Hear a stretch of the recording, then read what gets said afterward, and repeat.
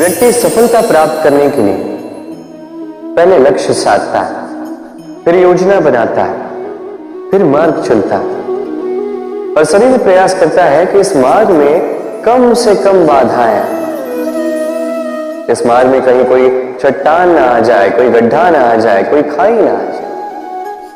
और यही सबसे बड़ी भूल वो कर बैठता है। कैसे?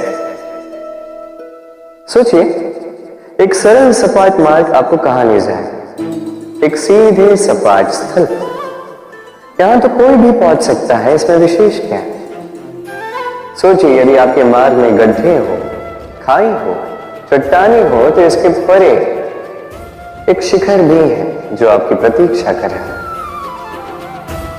सफलता का वो शिखर जहां कोई सरलता से नहीं पहुंच पाता, जो विशेष है। इसलिए अपने जीवन में जब भी समस्याएं आए उससे कतराएं नहीं, एक मुस्कुराहट के साथ उसका स्वागत करें। और सावधान रहें, यदि आपके मार्ग में समस्याएं ही ना आए तो इसके दो ही आते, या तो आपने लक्ष्य ठीक नहीं चुना है, या आपने मार्ग ठीक नहीं चुना। मनुष्य की सदैव ये इच्छा होती कि वो परिपूर्ण बने, इसलिए सदैव प्रयास करता है, कर्म करता रहता है कि उसके जीवन में कभी कोई त्रुटि ना, कोई दोष ना, कोई भूल ना। तो जब मनुष्य ये करने लगता है, अपना समस्त ध्यान उसी पे केंद्रित करता है, तभी उसका विकास धीरे धीरे धीरे रुक जाता है। कैसे? आप कहेंगे कि इसमें क्या अनुचित है, ये तो अच्छा प्रतीत होता है। देखिए, ये त्रुटियां, ये दोष, ये भूल, अब कुछ भी कर ले आपके जीवन में रहेंगे ही रहेंगे। और मेरी बात मानी, यही है जो आगे जाके आपको जीवन में सुधरने के लिए उकसाएंगे। एक निश्चित मापदंड लेकर आगे बढ़ना ठीक प्रतीत हो सकता है, किंतु ये केवल यंत्र को जन्म देता है, न मानवता को, न मनुष्य को।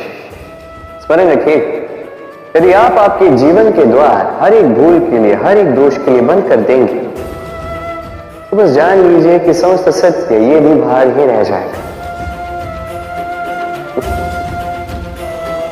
ये भूल, ये दोष, ये त्रुटियां ही जो आपको जीवन के विषय, प्रयास के विषय, कर्म के सत्य के विषय में जानकारी देंगे। इन त्रुटियों का आदर करना सीखें। छल, कपट, इन शब्दों से संसार का कौन सा व्यक्ति अवगत नहीं है? सभी जानते हैं ये शब्द क्या है, इसका अर्थ क्या है। सभी जानते हैं विश्वासघात क्या है, सभी ने अनुभव किया है। किंतु क्या कभी आपने सोचा है कि ऐसा क्यों होता है? इसका कारण क्या है? इसका कारण है आशा। यदि आप गुफा में जाएंगे और आप ये आशा रखेंगे कि यहां पे अंधकार नहीं होना चाहिए, तो आप तो चोट खाएंगे ही।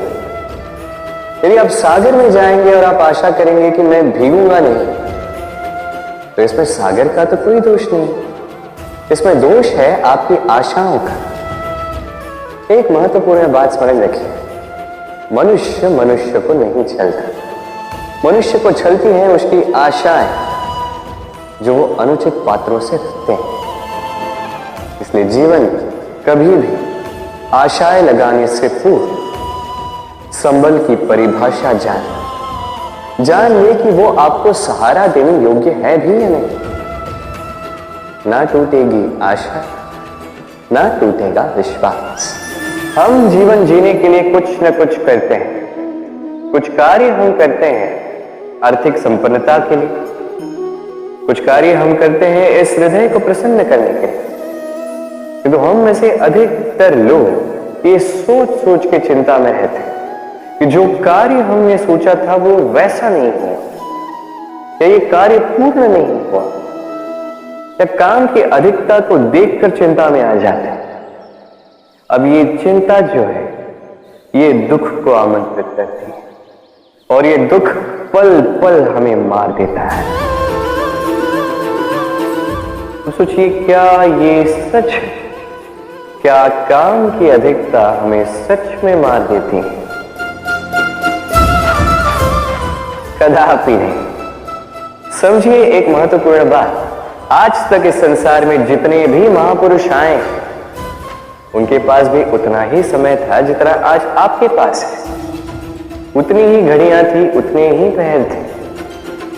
अंतर बस इतना कि उन्होंने चिंता में समय नष्ट नहीं किया, उन्होंने योजना बनाई, उसे कार्यान्वित किया और जीवन में महान से महान कार्य किए, जिसके कारण आज भी हम उन महापुरुषों को स्मरण करते हैं।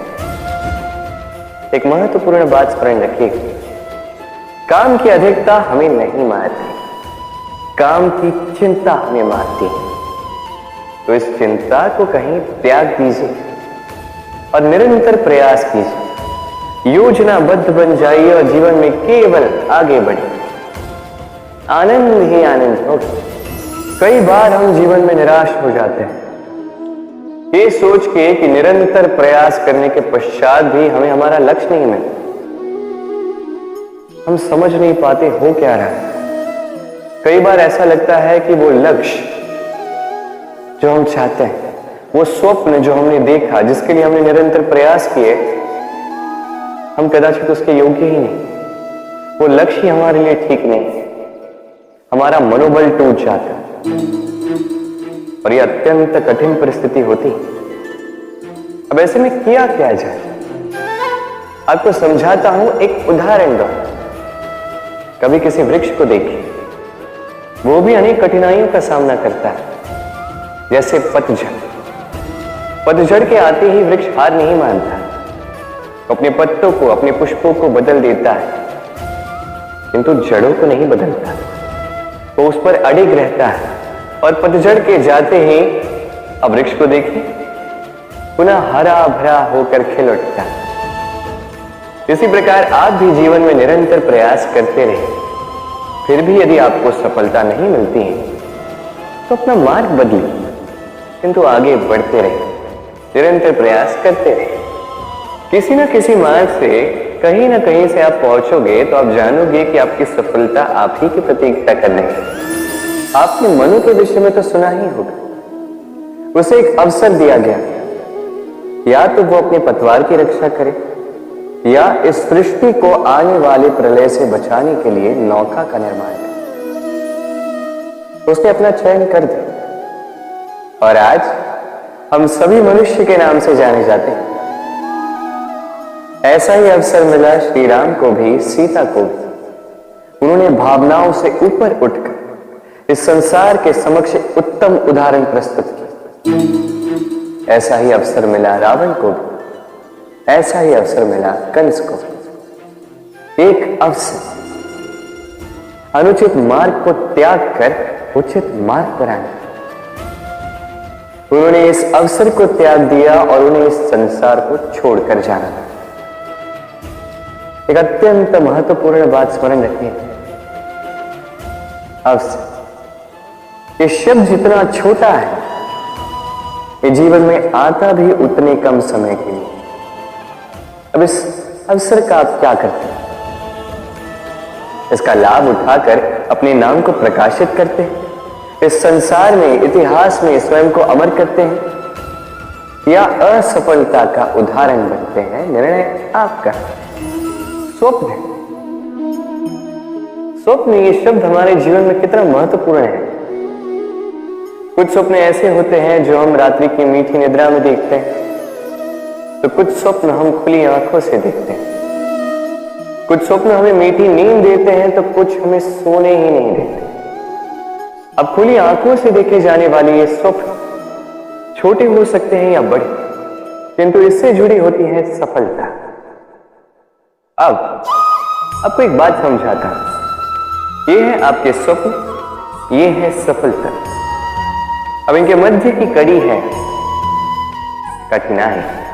तो जितने बड़े स्वप्न होंगे उतनी बड़ी कठिनाई, जितनी बड़ी कठिनाइयां उतनी ही बड़ी सफलता। स्मरण रखिए, सबसे ऊंची उड़ान भरने के लिए बाज को मेघों से ऊपर उठकर उड़ना पड़ता है। तो इन कठिनाइयों से दूर मत भागिए, अवश्य ये वही कठिनाइयां हैं जिनसे संसार दूर भागता है। ये वही कठिनाइयां हैं जो हमारे जीवन में ना आए इसलिए लोग प्रार्थना करते हैं, किंतु ये वही कठिनाइयां हैं जिसका सामना करके आपको वह सफलता प्राप्त होगी, आपको आपका लक्ष्य प्राप्त होगा। प्रसन्नता, ये प्रसन्नता कोई ऐसा भाव नहीं है जो सृष्टि में पहले से निर्मित है। प्रसन्नता एक ऐसा भाव है जो आपको आपके कर्मों से अर्जित करना पड़ता है, और जितना दूसरों को दोगे उतना ही ये अंकुरित होगा। अर्थात जितनी प्रसन्नता दूसरों को दी जाएगी उतनी ही प्रसन्नता स्वयं चलकर आपके पास आएगी। अब आप कहोगे ये तो अत्यंत कठिन कार्य है, ये कैसे संभव है? सबको प्रसन्न रख पाना तो स्वयं महादेव के वश में नहीं, हम तो साधारण से मनुष्य हैं। ये कैसे उपाय है? चलो आपकी ये बात मैं मान लेता हूं, सबको प्रसन्न रख पाना संभव नहीं, ये 100% उचित कथन, किंतु हम प्रयास तो कर सकते हैं कि प्रसन्नता ना से हम किसी को दुख ना पहुंचाएं। ये तो हम कर सकते हैं। जितना ये दुख कटेगा उतना ही सुख बढ़ेगा, और जितना ये सुख बढ़ेगा उतनी ही आएगी ये प्रसन्नता। तो आइए और इसी प्रसन्नता के साथ राधे राधे।